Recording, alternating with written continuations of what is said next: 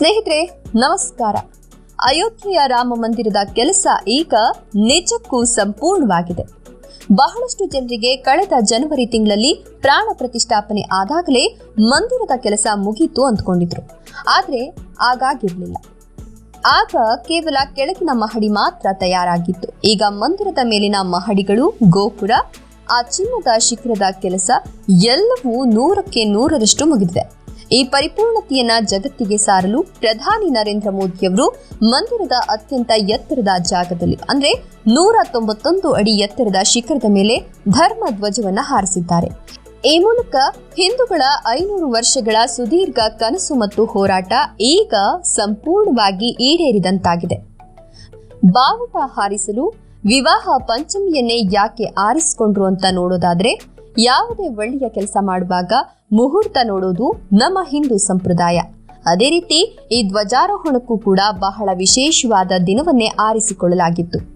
ರಾಮ ಮತ್ತು ಸೀತೆ ಮದುವೆಯಾದ ಪವಿತ್ರ ದಿನವಾದ ವಿವಾಹ ಪಂಚಮಿಯಂದೇ ಈ ಕಾರ್ಯಕ್ರಮ ನಡೆದಿದೆ.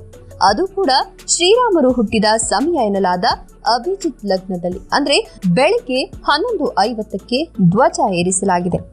ಮೋದಿಯವರು ಯೋಗಿ ಆದಿತ್ಯನಾಥ್ ಮತ್ತು ಮೋಹನ್ ಭಾಗವತ್ ಅವರ ಸಮ್ಮುಖದಲ್ಲಿ ಈ ಕಾರ್ಯಕ್ರಮ ನಡೆಯಿತು. ಈ ವೇಳೆ ಮಾತನಾಡಿದ ಮೋದಿಯವರು, ಇದು ಕೇವಲ ಮಂದಿರವಲ್ಲ, ಇದು ಶತಮಾನಗಳ ಗಾಯಕ್ಕೆ ಸಿಕ್ಕ ಮದ್ದು. 100 ವರ್ಷಗಳಿಂದ ನಮ್ಮ ಪೂರ್ವಜರು ಪಟ್ಟ ಶ್ರಮ ಮತ್ತು ತ್ಯಾಗಕ್ಕೆ ಇಂದು ನಿಜವಾದ ಬೆಲೆ ಸಿಕ್ಕಿದೆ ಅಂತ ತುಂಬಾ ಭಾವುಕರಾಗಿ ಮಾತನಾಡಿದ್ರು. ಈ ಧ್ವಜದ ಮೇಲಿರುವ ಚಿತ್ರಗಳ ವಿಶೇಷತೆ ಏನೆಂಬುದನ್ನು ನೋಡೋಣ. ಈ ಧ್ವಜ ನೋಡಲು ಸುಂದರವಾದ ಕೇಸರಿ ಬಣ್ಣದಲ್ಲಿದೆ. ಕೇಸರಿ ಬಣ್ಣವು ತ್ಯಾಗ, ಶಕ್ತಿ ಮತ್ತು ನಮ್ಮ ಧರ್ಮದ ಸಂಕೇತವಾಗಿದೆ. ಈ ಧ್ವಜದ ಮೇಲೆ 2 ಪ್ರಮುಖ ಚಿತ್ರಗಳಿವೆ. ಒಂದು ಕಡೆ ಕೋವಿದಾರ ವೃಕ್ಷ ಎಂಬ ಮರದ ಚಿತ್ರ ಇದೆ. ಪುರಾಣಗಳ ಪ್ರಕಾರ ಈ ಮರವನ್ನ ಕಶ್ಯಪ ಋಷಿಗಳು ಸೃಷ್ಟಿಸಿದ್ದರಂತೆ ಮತ್ತು ಇದು ರಾಮ ಹುಟ್ಟಿದ ಸೂರ್ಯವಂಶದ ಲಾಂಛನ ಕೂಡ ಹೌದು. ಇನ್ನೊಂದು ಬದಿಯಲ್ಲಿ ಸೂರ್ಯನ ಚಿತ್ರವಿದ್ದು ಅದರ ಮೇಲೆ ಓಂ ಅಂತ ಬರೆಯಲಾಗಿದೆ. ಸೂರ್ಯದೇವನು ಈ ವಂಶದ ಮೂಲ ಪುರುಷನಾದ್ರೆ ಓಂಕಾರವು ಇಡೀ ಬ್ರಹ್ಮಾಂಡದ ಶಕ್ತಿಯಾಗಿದೆ. ಒಟ್ಟಾರೆಯಾಗಿ ಹೇಳೋದಾದ್ರೆ ಈ ಧ್ವಜವು ಅಧರ್ಮದ ವಿರುದ್ಧ ಧರ್ಮ ಸಾಧಿಸಿದ ವಿಜಯದ ಪತಾಕಿಯಾಗಿದೆ.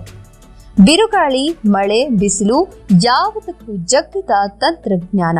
ಇಷ್ಟು ಎತ್ತರದಲ್ಲಿ ಹಾರುವ ಬಾವುಟಕ್ಕೆ ಗಾಳಿಯ ಏಟು ಜೋರಾಗಿರುತ್ತದೆ. ಹಾಗಾಗಿ ಇದು ಹರಿದು ಹೋಗಬಾರದು ಅಂತ ಗುಜರಾತ್ನ 7 ಜನ ಪರಿಣಿತರು ಸೇರಿ 25 ದಿನಗಳ ಕಾಲ ಕಷ್ಟಪಟ್ಟು ಇದನ್ನ ತಯಾರು ಮಾಡಿದ್ದಾರೆ. ಪ್ಯಾರಾಚೂಟ್ ತಯಾರಿಸಲು ಬಳಸುವ ಗಟ್ಟಿಯಾದ ನೈಲಾನ್ ದಾರ ಮತ್ತು ರೇಷ್ಮೆ ದಾರಗಳನ್ನು ಸೇರಿಸಿ ಇದನ್ನ ನೇಯಲಾಗಿದೆ. ಅಷ್ಟೇ ಅಲ್ಲ, ಧ್ವಜಸ್ತಂಭದಲ್ಲಿ ಬೇರಿಂಗ್ ವ್ಯವಸ್ಥೆ ಮಾಡಿದ್ದಾರಂತೆ. ಅಂದ್ರೆ ಗಾಳಿ ಯಾವ ಕಡೆ ಬೀಸ್ತದೆಯೋ ಆ ಕಡೆಗೆ ಕಂಬ ತಿರುಗ್ತದೆ. ಇದರಿಂದ ಧ್ವಜಕ್ಕೆ ಹಾನಿಯಾಗೋದಿಲ್ಲ ಮತ್ತು ಅದು ಕಂಬಕ್ಕೆ ಸಿಲುಕಿಕೊಳ್ಳೋದಿಲ್ಲ. ಗಂಟೆಗೆ 200 ಕಿಲೋಮೀಟರ್ ವೇಗದಲ್ಲಿ ಬಿರುಗಾಳಿ ಬೀಸಿದ್ರೂ ಈ ಧ್ವಜ ಗಟ್ಟಿಯಾಗಿ ನಿಲ್ತದೆ. ನಮ್ಮ ಸೈನಿಕರ ಶಿಸ್ತು ಮತ್ತು ಗೌರವ ಈ ಧ್ವಜಕ್ಕೂ ಅನ್ವಯ. ಮತ್ತೊಂದು ಕುತೂಹಲಕಾರಿ ವಿಷಯ ಏನಂದ್ರೆ, ಈ ಧ್ವಜ ಮತ್ತು ಕಂಬವನ್ನ ವಿನ್ಯಾಸ ಮಾಡುವಾಗ ರಾಮ ಮಂದಿರ ಟ್ರಸ್ಟ್ನವರು ನಮ್ಮ ದೇಶದ ರಕ್ಷಣಾ ಇಲಾಖೆಯ ಸಲಹೆ ಪಡೆದಿದ್ದಾರೆ. ಮೊದಲು ಮಾಡಿದ್ದ ಧ್ವಜ ಹಗುರವಾಗಿತ್ತು. ಆದರೆ ಸೇನಾ ಅಧಿಕಾರಿಗಳ ಸಲಹೆಯಂತೆ ಇದನ್ನ 2ರಿಂದ 3 ಕೆಜಿ ತೂಕ ಬರುವ ಹಾಗೆ ಸದೃಢವಾಗಿ ಮಾಡಲಾಗಿದೆ. ಅಷ್ಟೇ ಅಲ್ಲ, ಮುಂದೆ ಎಂದಾದ್ರೂ ಈ ಧ್ವಜ ಹಳೇದಾಗಿ ಬಣ್ಣ ಮಾಸಿದ್ರೆ ಅದನ್ನ ಬದಲಾಯಿಸಲು ಮಿಲಿಟರಿಯಲ್ಲಿ ಇರುವಷ್ಟೇ ಕಟ್ಟುನಿಟ್ಟಾದ ನಿಯಮಗಳಿವೆ. ಹಳೆಯ ಧ್ವಜವನ್ನ ಗೌರವದಿಂದ ಕೆಳಗಿಳಿಸಿ ಅದನ್ನ ಪವಿತ್ರವಾದ ಸರಯೂ ನದಿಯಲ್ಲಿ ವಿಸರ್ಜನೆ ಮಾಡಬೇಕು ಅಥವಾ ಗಂಧದ ಕಟ್ಟಿಗೆಯಲ್ಲಿ ಅಗ್ನಿ ಸ್ಪರ್ಶ ಮಾಡಬೇಕು. ರಾಷ್ಟ್ರ ಧ್ವಜಕ್ಕೆ ಕೊಡುವಷ್ಟೇ ಗೌರವವನ್ನು ಈ ಧರ್ಮ ಧ್ವಜಕ್ಕೂ ನೀಡಲಾಗ್ತದೆ. ನಮ್ಮ ರಾಮ ಮಂದಿರದ ಮಾಹಿತಿ ಬಗ್ಗೆ ನಿಮ್ಮ ಅಭಿಪ್ರಾಯ, ಅನಿಸಿಕೆಗಳನ್ನ ಕಮೆಂಟ್ ಮಾಡಿ. ಈ ವಿಡಿಯೋ ಇಷ್ಟ ಆದಲ್ಲಿ ಲೈಕ್ ಕೊಟ್ಟು ಶೇರ್ ಮಾಡಿ. ತಪ್ಪದೆ ನಮ್ಮ ಚಾನೆಲ್ ಅನ್ನು ಸಬ್ಸ್ಕ್ರೈಬ್ ಮಾಡ್ಕೊಳ್ಳಿ.